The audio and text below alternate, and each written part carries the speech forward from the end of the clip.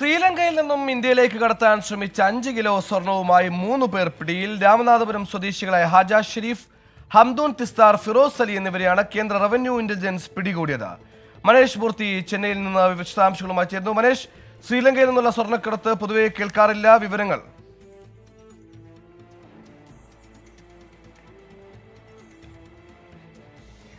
സുഹൈൽ, ശ്രീലങ്കയിൽ നിന്ന് മയക്കുമരുന്നും അതുപോലെ തന്നെ സ്വർണവും ഇന്ത്യയിലേക്ക് വ്യാപകമായി കടൽമാർഗം വരുന്നുണ്ട് എന്നുള്ളൊരു വിവരം നേരത്തെ തന്നെ കേന്ദ്ര റവന്യൂ ഇന്റലിജൻസിൽ ലഭിച്ചിരുന്നു. ഇതിന്റെ അടിസ്ഥാനത്തിൽ കൃത്യമായ അർത്ഥത്തിലുള്ള നിരീക്ഷണങ്ങൾ ആ മേഖലയിലൊക്കെ നടത്തുകയും ചെയ്തിരുന്നു. പ്രത്യേകിച്ച് രാമനാഥപുരം പോലുള്ള മേഖലകളിലൊക്കെ കൃത്യമായ നിരീക്ഷണം ഉണ്ടായിരുന്നു.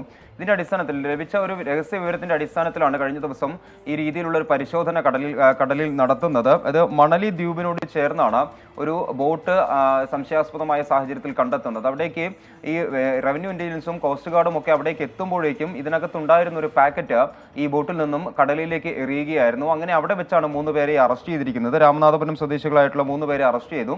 അങ്ങനെ അവരെ ചോദ്യം ചെയ്തതിൽ നിന്നാണ് 5 സ്വർണം ഉണ്ടായിരുന്നു, സ്വർണം കടലിലേക്ക് വലിച്ചെറിഞ്ഞു എന്നുള്ളൊരു വിവരം പറയുന്നത്. അങ്ങനെ ഇന്നലെ രാത്രിയും ഇന്നിപ്പോൾ രാവിലെയും ഒക്കെയായി നടത്തിയ തിരച്ചിലിലാണ് ആ ബാഗ് കണ്ടെത്തുന്നത്. ഇതിൽ 5 കിലോ സ്വർണം ഉണ്ടായിരുന്നു എന്നുള്ളതാണ് കേന്ദ്ര റവന്യൂ ഇന്റലിജൻസ് പറയുന്നത്. ഇവരെ ചോദ്യം ചെയ്തു വരികയാണ്. അതായത് ശ്രീലങ്കയിൽ നിന്നും ഇന്ത്യയിലേക്കാണ് കൊണ്ടുവന്നതെന്ന് അവർ സമ്മതിക്കുന്നു. പക്ഷെ അത് എവിടേക്കാണ് കൊണ്ടുപോകേണ്ടത്, ആരെയാണ് മീറ്റ് ചെയ്യേണ്ടത് തുടങ്ങിയ കാര്യങ്ങളൊന്നും തന്നെ ഈ പ്രതികൾ സമ്മതിച്ചിട്ടില്ല, അല്ലെങ്കിൽ പറഞ്ഞിട്ടില്ല.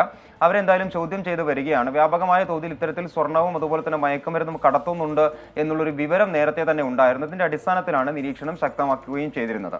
സുഹൈൽ, ശരി. മനേഷ് മൂർത്തിയാണ് ചെന്നൈയിൽ നിന്ന് വാർത്തയുടെ വിശദാംശങ്ങൾ നൽകിയത്.